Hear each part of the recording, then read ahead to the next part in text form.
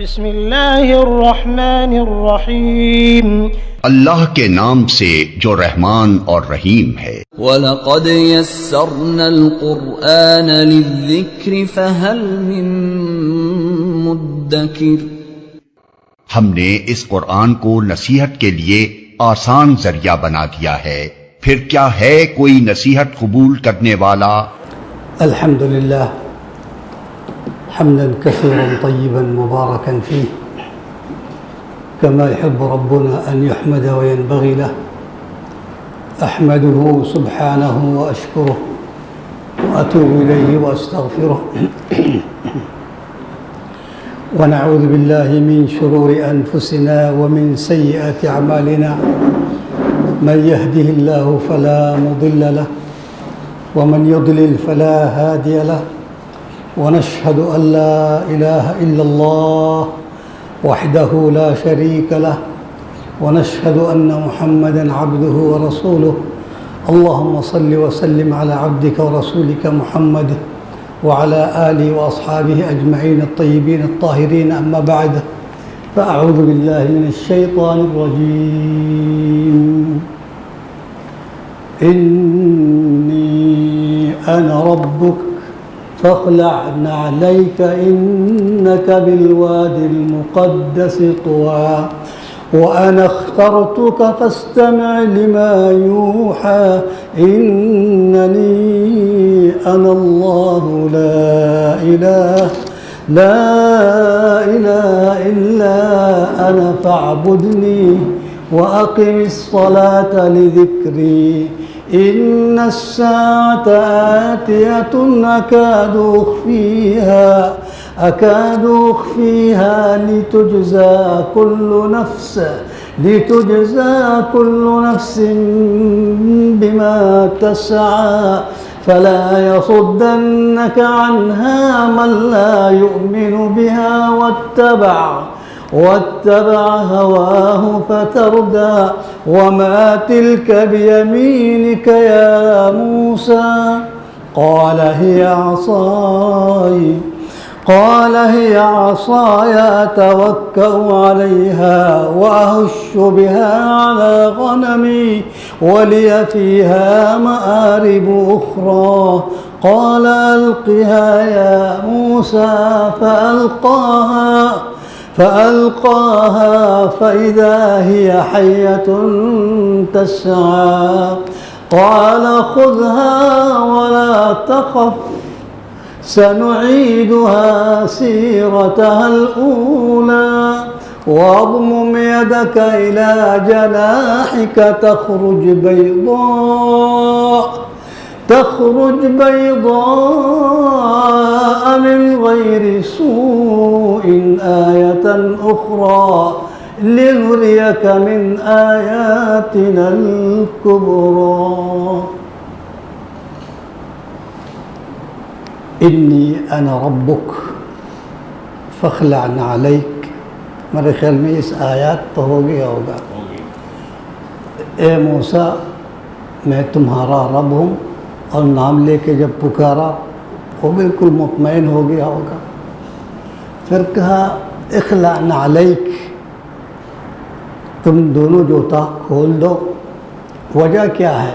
आयत खुद बता रहा है इस सवाल का, क्यों जूता खोल दो? इसलिए कि आप वादी मुक़द्दस में हैं। जब वादी मुक़द्दस में बता दिया तो मुफस्सिरीन क्या कहते हैं कि या तो मूसा की शरीयत में ऐसा इजाज़त नहीं जूता पहन के नमाज़ पढ़ना, या तो वो जूता उस खाल से तैयार किया गया। बाद मुफस्सिरीन कहते हैं एक मुर्दार गधे की खाल से तैयार किया गया, यानी नापाक था मकसद। लेकिन मैं और कुछ समझ में आ रहा है इधर। जब आप मुक़द्दस वादी में हैं जिसका नाम है तोआ, इस मुक़द्दस जगह पर आपका पैर पहुंचना चाहिए। आपके पैर के जो लम्स जज़ाकल्लाह, वो इस मुक़द्दस सरज़मीन से लम्स होना चाहिए, लगना चाहिए। जब आप जूता पहन कर आएंगे तो वो कैसा लगेगा? आपका जूता और लम्स में हाइल होगा, इसलिए खोल दो। تو ہم آج بھی دیکھتے ہیں کچھ لوگ جب مدینہ منورہ تشریف لاتے ہیں تو وہاں جوتا پہن کے نہیں چلتے یہ لوگ، کہتے ہیں پیارا حبیب محمد صلی اللہ علیہ وسلم کے شہر ہے، یہاں جوتا پہن کے جانا گستاخی ہوگی، نہیں پہنتے ہیں۔ تو وہ ایک دل کے معاملہ ہے، وَمَن يُعَظِّمْ شَعَائِرَ اللَّهِ فَإِنَّهَا مِن تَقْوَى الْقُلُوبِ، اللہ تعالیٰ کے شاعر کو جو تعظیم دیتے ہیں وہ اس کے قلب کی تقویٰ کی نشانی ہوتی ہیں، تو ہم اس کو کچھ نہیں کہیں گے، جس کو جو مرضی ہے بدعت میں شامل نہیں کریں گے، کیونکہ وہ یہ نہیں سمجھ رہا میں یہاں جوتا کھول کے جاؤں گا تو میں زیادہ ثواب کماؤں گا، نہیں، اس کی ایک الگ احترام ہے، عزت ہے، کیا کہیں گے۔ تو پھر کہا انا اخترتک، میں آپ کو چن لیا، استفاء کیا۔ کس چیز کے لیے چن لیا یا اللہ؟ بولا سن، استمع۔ کیوں چن لیا؟ کیا کام ہے؟ سن، میں بتا رہا ہوں، لما یوحا، میں آپ کو وحی کے ذریعے بتا رہا ہوں کس کام کے لیے آپ کو ہم نے منتخب کیا۔ استمع وتسمع، اور سمع واستمع وتسمع، تین الفاظ، ہر لفظ کا ایک الگ معنی ہے۔ سمع سن لیا، سرسری سن لیا، آپ گزر رہے تھے، کچھ لوگ باتیں کر رہے تھے، کچھ کان میں آ گیا، یہ سمع۔ اور تسمع یا استمع، وہ جان بوجھ کے کھڑے ہو کے سن رہا تھا، وہ سرسری سماعت نہیں ہے، توجہ کے ساتھ سن رہا تھا، استمع۔ اور تسمع بہت گہر سے غور سے سن رہا تھا، یہ الگ آ گیا۔ اس آیات میں اللہ نے کیا کہا؟ اسمع نہیں کہا، سرسری سنائی کی بات نہیں۔ جنات نے کیا کہا؟ انا سمعنا قرآنا عجبا یہدی الی الرشد فآمنا بہ، سمعنا کہا، کیوں؟ وہ نبی صلی اللہ علیہ وسلم ان کو دعوت نہیں دی، یا مخصوص قرآن سننے کے لیے نہیں آ رہے تھے، اس جگہ پر وادی نخل، بطن نخل، نبی اکرم صلی اللہ علیہ وسلم نماز پڑھ رہے تھے، کچھ جنات وہاں سے جب گزر رہے تھے، یہ تلاوت سن کے انہوں نے رک گیا، اس لیے بولا سمعنا۔ جب سمعنا، استماع بھی آ گیا پھر، وَلَقَدْ صَرَفْنَا إِلَيْكَ نَفَرًا مِنَ الْجِنِّ يَسْتَمِعُونَ الْقُرْآنَ، دیکھو استماع آ گیا، شروع میں بولا سمعنا، ہم سن رہے تھے، جب رک گیا سننے کے لیے پھر سمعنا نہیں رہا، کیا ہو گیا؟ استمعنا۔ اس آیات میں بھی اللہ تعالیٰ یہ نہیں کہا موسیٰ علیہ السلام اسمع لما یوحا، نہیں، استمع، توجہ سے سن، یعنی ہمارے جو حواس ہے یہ حواس سب یہاں رکھ دو۔ تو اگر میں آپ سے بات کر رہا ہوں، آپ کی 5 حواس میں سے کچھ ایک حادثہ کہیں اور مصروف ہے، تو میں کہوں گا ذرا لفٹ دو، توجہ سے سن، یعنی آپ کے ایک حادثہ میرے ساتھ نہیں ہے، سارے حواس جب سامنے رکھیں گے پھر کہیں گے استمع۔ تو یا موسیٰ استمع لما یوحا، اب وحی کیا ہے؟ کچھ پیغام دینا خفیہ طور پر، ظاہری نہیں، خفیہ۔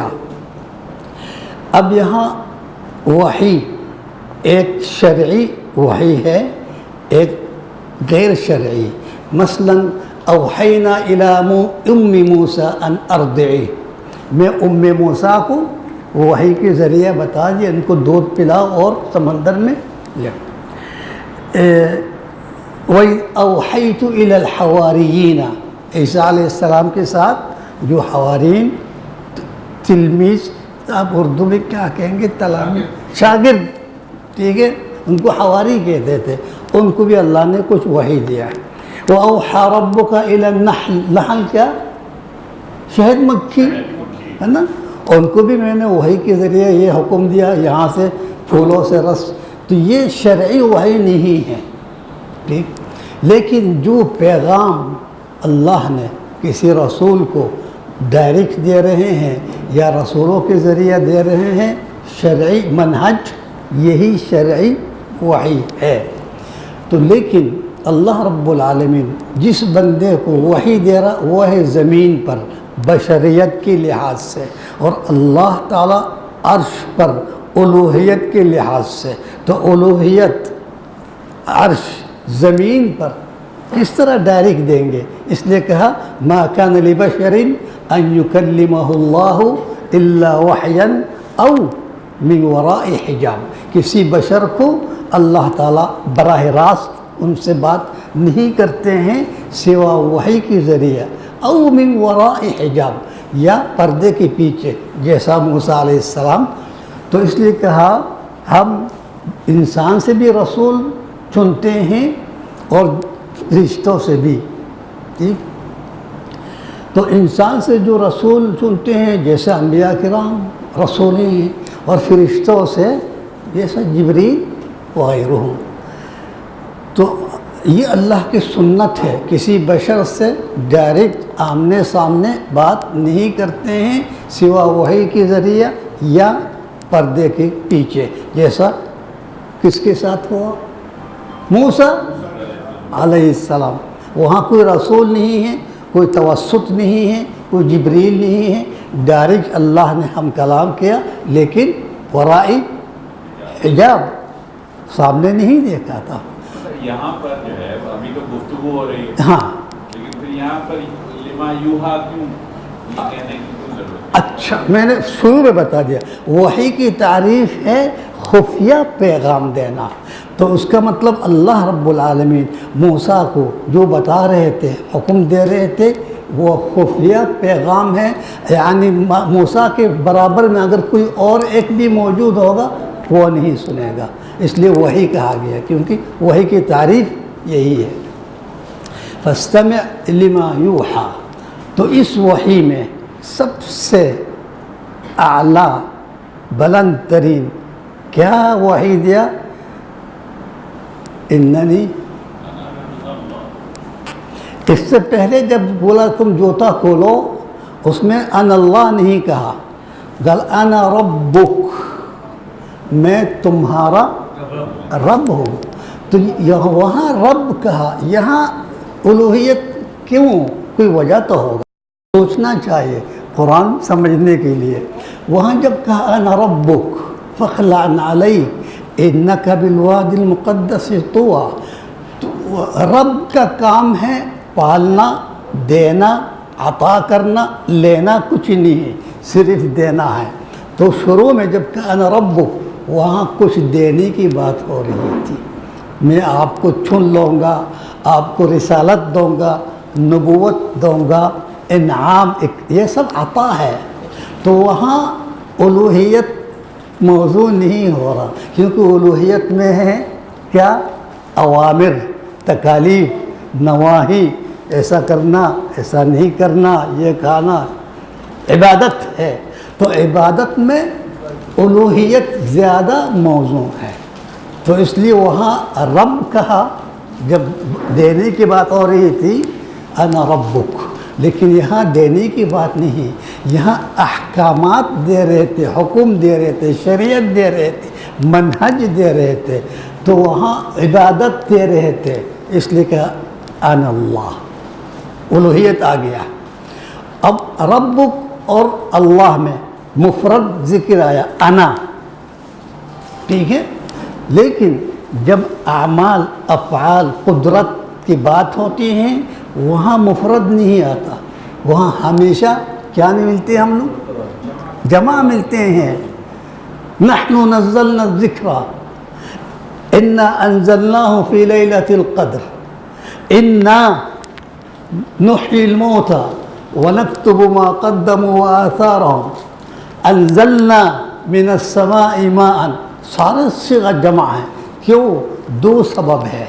اول، اس نون کو کہتے ہیں نون العظمہ، تعظیم، عظمت دینے کے لیے، عزت دینے کے لیے، نون جمع استعمال ہوا، اس کا یہ مطلب نہیں کہ ہم انا ملک المملکہ عرب، نحن ملک المملکہ عرب، ہم مملکہ عربیہ سعودیہ کا بادشاہ ہے، وہ بولنے والا ایک ہے مثلا فیصل، اور وہ کہہ رہا نحن، یہ سمجھ، یہ تعظیم کے لیے کہا گیا۔ دوسری بات، اعمال افعال میں بہت سارے صفات مشترک ہوتا ہے۔ کیسا؟ اس میں حکمت ہے، معرفت ہے، قدرت ہے، ارادہ ہے۔ بھائی سمجھ میں آ رہی بات؟ افعال میں بہت صفات مشترک ہے۔ سب سے پہلا تو ارادہ ہے، پھر حکمت ہے، کس حکمت کے تحت یہ کر رہا ہے، قدرت ظاہر ہو رہا ہے، یعنی بہت مشترک صفات ہے، اس لیے وہاں جمع زیادہ موضوع ہیں، یعنی یہ کام جو میں کر رہا ہوں اس میں میرے یہ سارے صفات موجود ہیں، میری قدرت، میری حاکمیت، میری ارادہ، میری فیصلہ، سب بس کتنا صفات موجود ہے، تو اس لیے وہاں نحن معقول ہے۔ اس سے واضح ہو رہا اللہ کے سوا کوئی بھی اس وزن کے ساتھ بات نہیں کر سکتا ہے۔ کہاں جمع بولنا ہے، کہاں مفرد بولنا ہے، کہاں کس انداز، یہ اللہ کے سوا کون بول سکتے بھائی؟ اتنا بڑا ادیب اور شاعر کیوں نہ ہو؟ تو اس لیے وہاں انا ربک، وہ ادھر کہا اننی انا اللہ۔ توحید میں نحن کبھی نہیں آئے گا، میں اللہ، لا الہ الا انا، میرے سوا کوئی اور معبود اور حاکم الہ نہیں ہے۔ کیا مطلب؟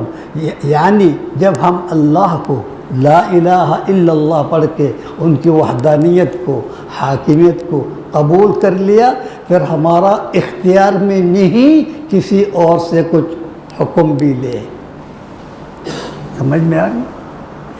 اللہ نے جو کہا، اللہ کے رسول کی توسط سے جو آ گیا، ٹھیک ہے، اس کے علاوہ ہم اور کہیں سے کسی سے کچھ بھی حکم نہیں لیں گے، وہ کتنا بڑا تعظیم کا لائق کیوں نہ ہو، کتنا بڑا ولی بادشاہ عبد القادر جیلانی کیوں نہ ہو۔ اگر جیلانی نے ہمیں کچھ حکم دیا جو اللہ کے حکم کے مطابق نہیں ہیں تو ہم مجبور نہیں ہیں جیلانی صاحب کی حکم لینا ہے۔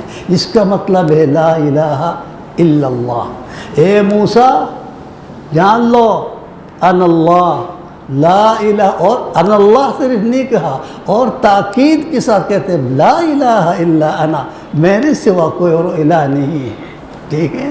یعنی موسیٰ آگے بھی جا کے اگر آپ کو کسی نے کچھ حکم دیا تم وہ نہیں رہو، مت نہیں لے سکتے ہو، تمہارے لیے اجازت نہیں ہے۔ تو جب میں الہ کا کیا کام ہے؟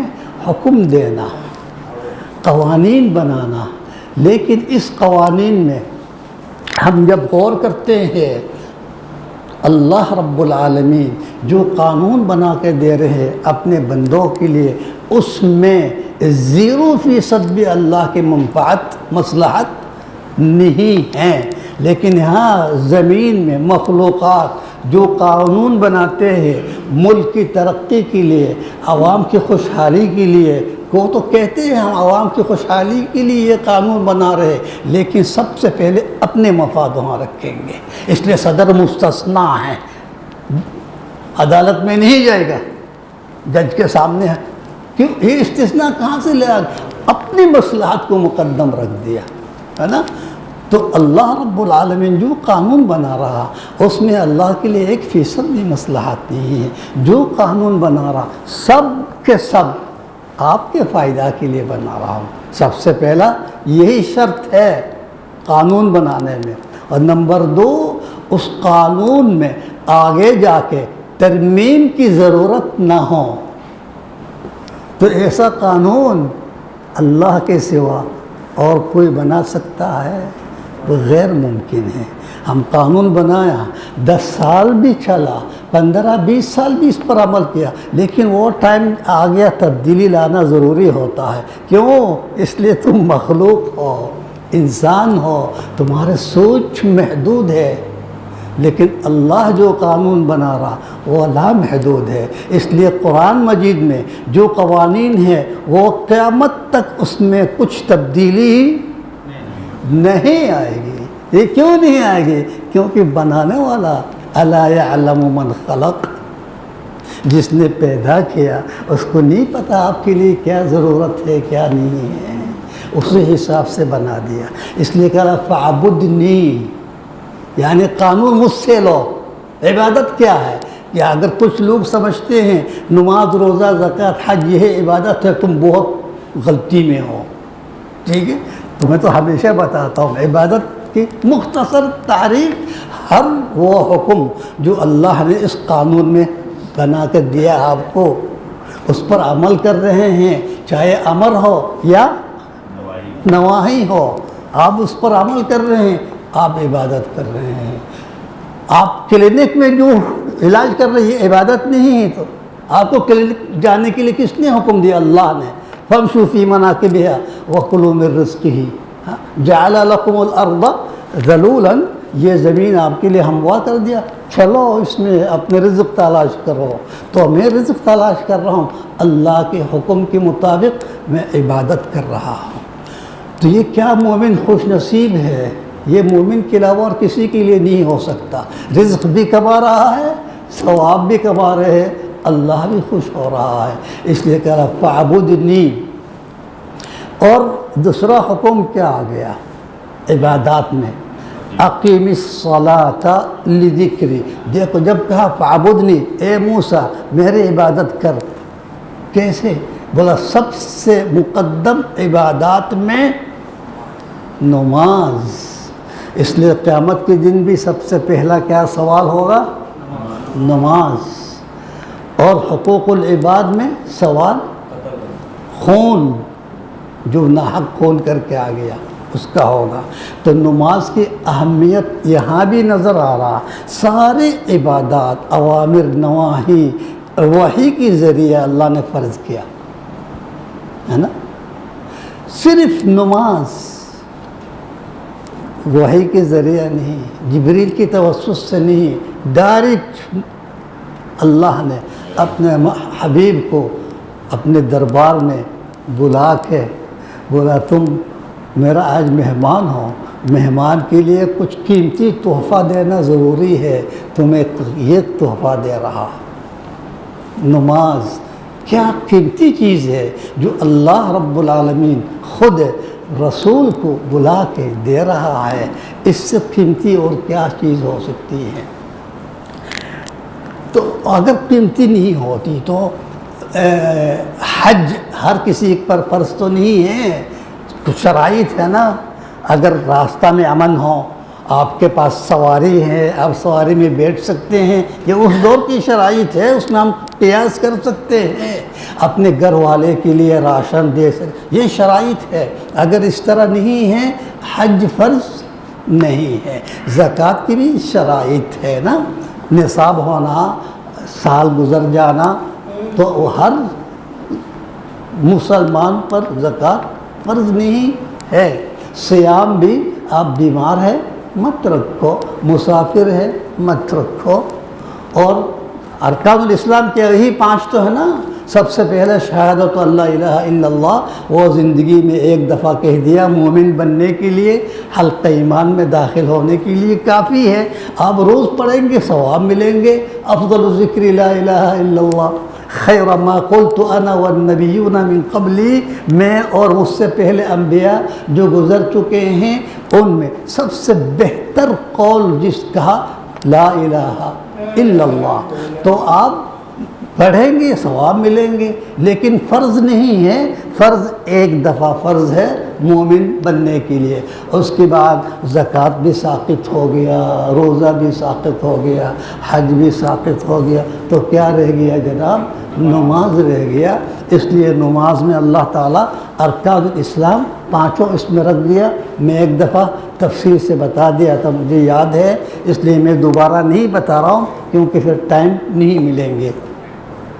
تو جب اللہ تعالیٰ نماز میں سارے ارکان الاسلام رکھ دیا, نماز کو چھوڑنے کی اجازت کبھی بھی کسی بھی حالت میں چھوڑ نہیں سکتے ہیں. کھڑا ہونا فرض نماز میں واجب ہے, رکن ہے, لیکن کھڑے نہیں ہو سکتے, مت ہو. نفل نماز میں بیٹھ کے پڑھنے اجازت ہے اگر آپ کھڑے ہونے کی استطاعت رکھتے بھی ہیں, لیکن بولا ثواب کیا ملیں گے؟ نصف. تو ہم کیوں دماغ خراب ہو آدھا ثواب لیں گے جب ہم کھڑے ہو سکتے ہیں؟ کیوں نہیں ہوں گے؟ ہاں اجازت ہے بیٹھ کے پڑھنے میں, لیکن فرض میں اجازت نہیں ہے. کھڑے نہیں ہو سکتے ہیں, بیٹھ کے پڑھو. ارے بیٹھ بھی نہیں سکتے ہیں, لیٹے ہوئے پڑھ لو, اشارہ سے پڑھ لو.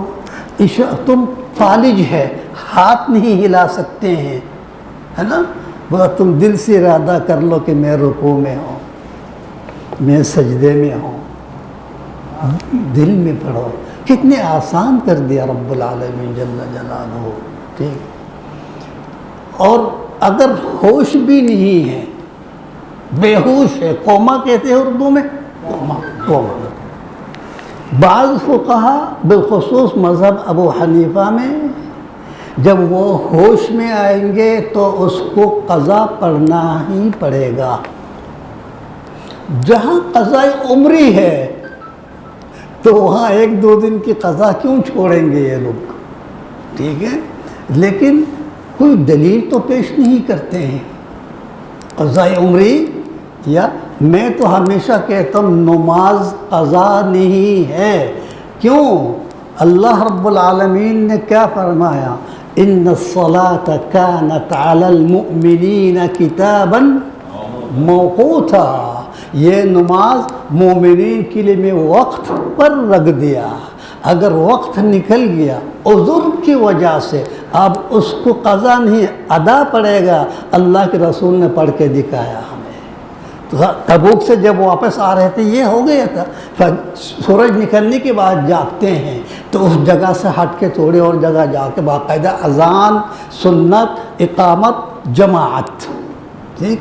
ایک دفعہ عصر کی نماز بھی اس طرح ہو گیا تھا, تو وہاں بھی قضا نہیں ادا پڑھ لیا. کیوں؟ وہ عذر کی وجہ سے چھوڑ دیا. جنگ خندق, ہاں جنگ خندق میں بھی ہوا.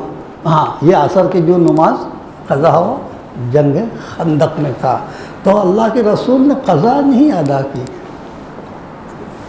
ادا قضا نہیں. اب یہاں اگر وہ قوما میں ہیں, ٹھیک, صرف ایک وقت. ایک سوال بہت اچھا یہاں پر ہے گا. ایک یہ ڈسکشن ہو رہا ہے, تو ایکچولی جو قضاء عمری کو کہتے ہیں نا وہ لوگ, وہ کہتے یہ ہیں کہ اگر بہت عرصے سے کسی نے نماز نہیں پڑھی ہے, ہاں بہت عرصے سے نماز نہیں, مسلمان تو ہے لیکن نماز نہیں پڑھ رہا تھا, پھر اس کو خیال آیا ہاں کہ بھائی میں نماز نہیں پڑھ رہا تھا, تو وہ میں باقی نماز بھی پڑھوں اور آئندہ بھی پڑھتا رہوں گا. یہی قضا ہے. اس کو یہی تو کہہ رہا ہوں نا کہ ایک بندہ گمراہی میں 30 سال عمر تک نماز نہیں پڑھی ہے. اب اللہ نے ہدایت دی, سوچ سمجھ کے توبہ کر لیا, آئندہ میں قضا نہیں کروں گا, تو یہاں فقہا کہتے ہیں تمہارے اوپر 30 سال کی نماز قضا ہے. اور 30 سال کی نماز میں کس طرح پڑھوں گا؟ تو حل کیا نکالا؟ بولا ہر نماز کے ساتھ ایک وقت کی نماز تم ادا کرو. ٹھیک ہے, تو اگر آپ کے پاس زیادہ ٹائم نہیں ہے, سنت نفل مت پڑھو.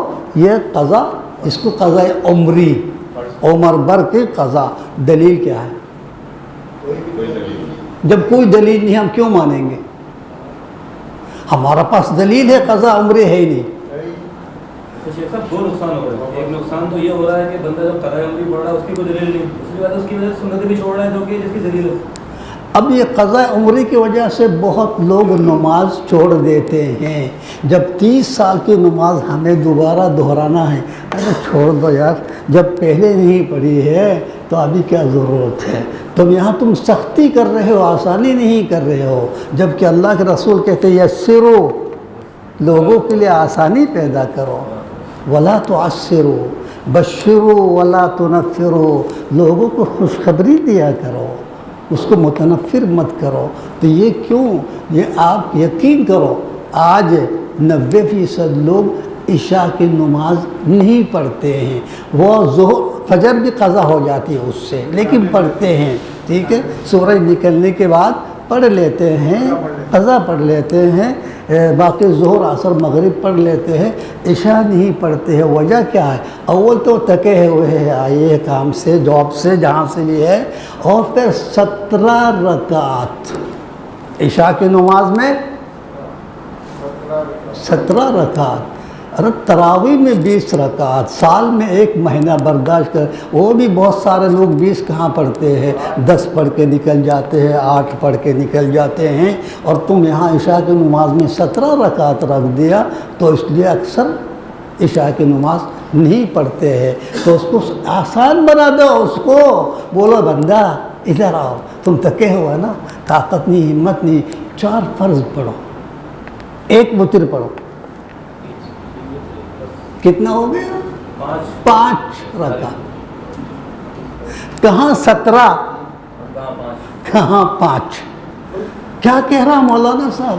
یہاں تو سارے علماء کہتے ہیں ہمیں 17 رکعت پڑھنی ہے، آپ 5 رکعت کہہ رہا ہے، تو ہم کہیں گے آپ کو مولانا علماء جو کہتے ہیں 17 رکعت پڑھو، اگر نہیں پڑھیں گے آپ گناہگار رہیں گے، دلیل چاہیے ہمیں۔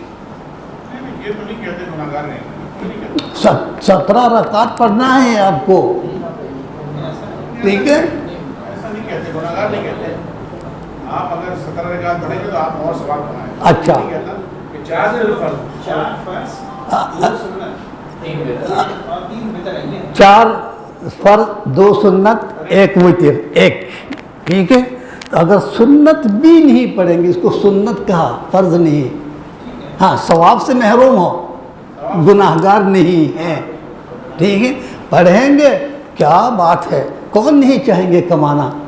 کمائی ہیں، کما لو، ٹھیک ہے، لیکن طاقت نہیں، ہمت نہیں ہے، تو ضروری نہیں ہے آپ نفل اور سنت بھی پڑھیں، 4 رکعت فرض پڑھ لو، 1 وتر پڑھو، اس طرح کر کے وہ عشاء کی نماز پڑھیں گے، تو آگے جا کے کہیں گے ارے اور 2 رکعت سنت بھی کیوں نہ پڑھو، خود بخود ہمت ہو جائے گی، اس کو خود بڑھا دیں گے اپنے طرف سے، مزہ جب اس کو مزہ آئے گا نا نماز میں، وہ خود ہی بڑھا دیں گے، تو ہم کیوں لوگوں کو پریشان کرتے ہیں؟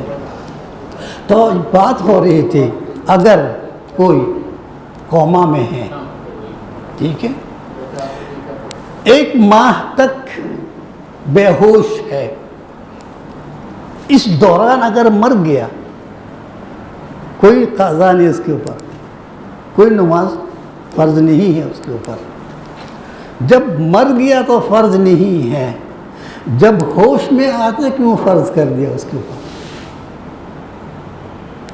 بہت سوچنے والی بات ہے۔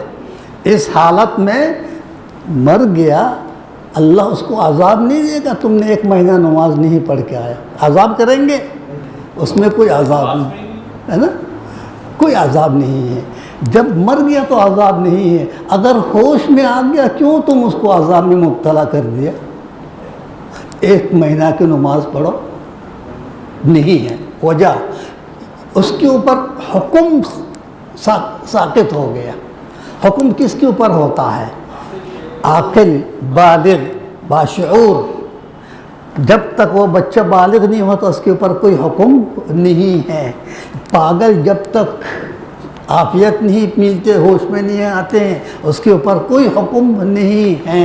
نیند میں جب تک جاگیں گے نہیں، تم ہم بستری کرو نیند کی حالت میں، جنابت کی غسل بھی فرض ہو جاتا ہے نا؟